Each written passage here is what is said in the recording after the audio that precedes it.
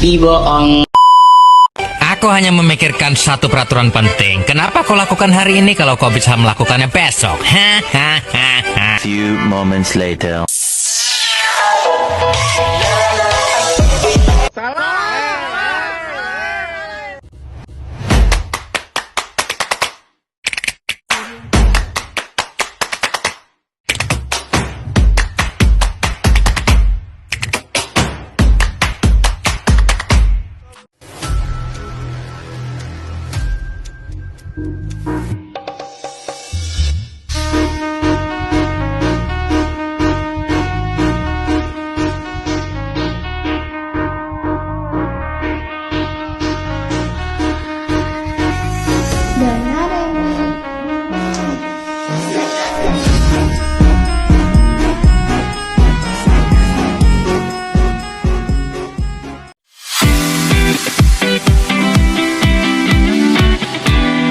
Pengertian observasi. Observasi adalah metode pengumpulan data dengan cara mengamati fenomena atau perilaku secara langsung dalam konteks alami ataupun buatan.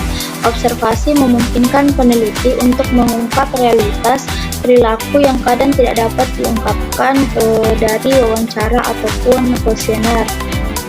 Jenis observasi yang pertama yaitu observasi partisipan.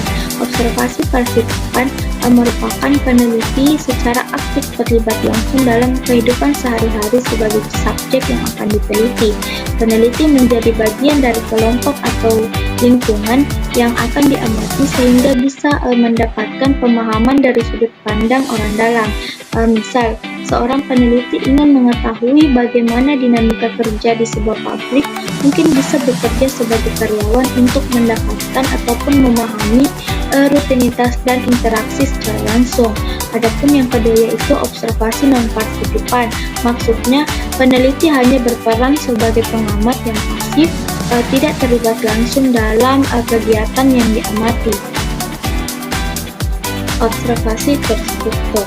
Observasi terstruktur dilakukan dengan menggunakan format yang sudah ditentukan sebelumnya.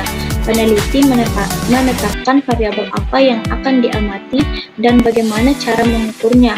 Ini sering digunakan dalam penelitian yang menggunakan metode kuantitatif, di mana data dikumpulkan dengan cara yang sistematik, misalnya mencatat frekuensi perilaku tertentu dalam interval waktu tertentu. Jenis observasi selanjutnya yaitu observasi alamiah dan buatan. Observasi alamiah dilakukan dalam lingkungan alami tanpa ada campur tangan atau perubahan dari peneliti, misalnya mengamati aktivitas karyawan di tempat kerja mereka sehari-hari. Observasi buatan dilakukan dalam lingkungan yang telah dimodifikasi oleh peneliti untuk melihat respon terhadap situasi tertentu. Contoh, menciptakan situasi eksperimen di laboratorium untuk mengamati respon terhadap stres kerja karyawan. Selanjutnya, keuntungan observasi sendiri yaitu mengungkap perilaku nyata, berbeda dengan wawancara di mana responden mungkin memberikan jawaban yang diinginkan. Observasi memungkinkan peneliti melihat perilaku nyata di lapangan. Selanjutnya yaitu pengumpulan data nonverbal. Observasi memungkinkan peneliti untuk mengumpulkan data tentang aspek-aspek nonverbal seperti ekspresi wajah, gerak tubuh, dan interaksi sosial yang tidak bisa dijelaskan dengan kata-kata. Adapun kelemahan dari observasi sendiri yaitu yang pertama efek what home. Subjek yang tahu mereka yang sedang diamati mungkin mengubah perilaku mereka sehingga hasil diperoleh tidak mencerminkan kondisi sebenarnya. Yang kedua, kesulitan dalam interpretasi. Perilaku yang diamati mungkin sulit diinterpretasikan tanpa penjelasan dan subjek mengapa mereka melakukan tindakan tertentu. Materi selanjutnya yaitu pengertian dan penggunaan kuesioner. Kuesioner adalah alat yang sering digunakan dalam penelitian bisnis dan sosial untuk mengumpulkan data primer. Instrumen ini berupa serangkaian pertanyaan yang dirancang untuk mendapatkan informasi spesifik dari responden terkait topik yang diteliti. Penggunaannya sangat penting dalam penelitian deskriptif dan eksploratif, di mana tujuannya adalah untuk memahami sikap, opini, preferensi, atau perilaku responden. Kuesioner menjadi salah satu metode yang populer karena dapat mengumpulkan data dari banyak responden dalam waktu singkat dan dengan biaya yang relatif rendah. Adapun jenis kuesioner yang pertama yaitu mail survey atau kuesioner melalui pos. Di masa lalu, kuesioner sering dikirim melalui pos, namun metode ini kini semakin jarang digunakan karena kurang efisien. Kelemahan utamanya adalah waktu pengumpulan data yang lama, biaya pengiriman, dan tingkat respon yang rendah. Meskipun demikian, kuesioner pos masih digunakan dalam kasus di mana populasi target tidak memiliki akses internet yang memadai. Yang kedua yaitu online survei atau kuesioner daring. Dengan perkembangan teknologi, kuesioner elektronik atau online menjadi lebih umum. Kuesioner online dikirim melalui email platform survei atau jejaring sosial. Keuntungannya meliputi kecepatan distribusi, biaya yang lebih rendah, dan kemampuan menjangkau responden di berbagai wilayah geografis.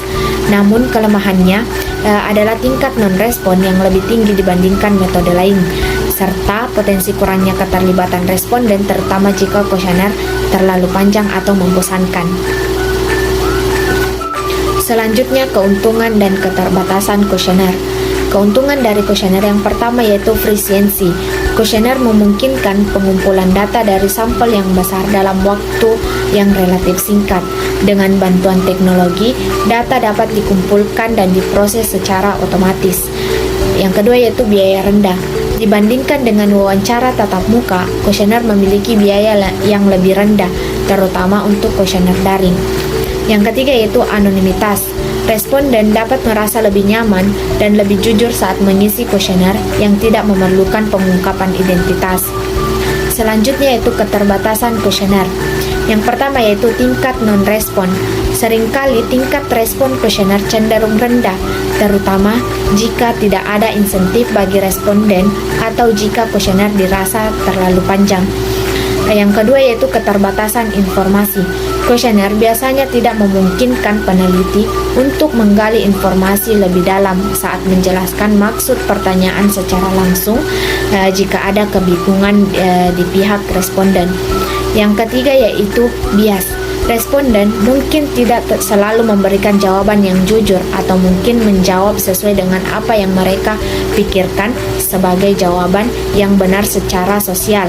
Bias ini dapat mempengaruhi validitas data yang dikumpulkan. Desain kuesioner yang baik. Kunci keberhasilan kuesioner sebagai instrumen pengumpulan data terletak pada desain yang baik. Desain kuesioner harus mempertimbangkan beberapa aspek penting, seperti pemilihan kata. Bahasa yang digunakan harus sederhana, jelas, dan mudah dipahami oleh responden dari latar belakang yang berbeda. Penggunaan bahasa yang ambigu atau teknis dapat membingungkan responden. Struktur pertanyaan yang sebaiknya diatur dari yang sederhana ke yang lebih kompleks. Ini membantu responden untuk terbiasa dengan kuesioner dan memberikan jawaban yang lebih akurat. Kategorisasi pertanyaan. Penggunaan pertanyaan tertutup seperti pilihan ganda atau skala Likert membantu memudahkan analisis data, namun pertanyaan terbuka juga penting untuk mendapatkan jawaban yang lebih rinci dan memberikan ruang bagi responden untuk menyampaikan opini mereka. Pengaturan skala. Jika kuesioner menggunakan skala, misalnya skala Likert, pastikan skala tersebut konsisten di seluruh kuesioner. Skala yang tidak konsisten dapat menyebabkan kebingungan dan mempengaruhi kualitas data yang diterima. Kemudian meningkatkan tingkat respons. Meningkatkan tingkat respons adalah tantangan utama dalam pengelolaan kuesioner. Adapun beberapa strategi yang dapat dilakukan untuk meningkatkan tingkat respons meliputi menyediakan insentif. Memberikan insentif kepada responden seperti voucher belanja atau kesempatan untuk mengikuti undian seringkali dapat meningkatkan motivasi mereka untuk menyelesaikan kuesioner. Kuesioner singkat padat. Responden cenderung lebih responsif terhadap kuesioner yang singkat dan tidak memakan waktu lama untuk diselesaikan. Oleh karena itu, desain kuesioner harus fokus pada pertanyaan yang esensial saja. Mengirim tidak lanjut.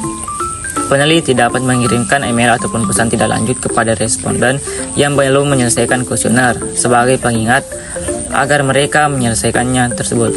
kemudian memvalidasi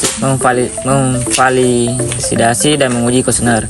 Sebelum kuesioner didistribusikan secara luas, peneliti harus memastikan bahwa kuesioner tersebut telah diuji dan divalidasi.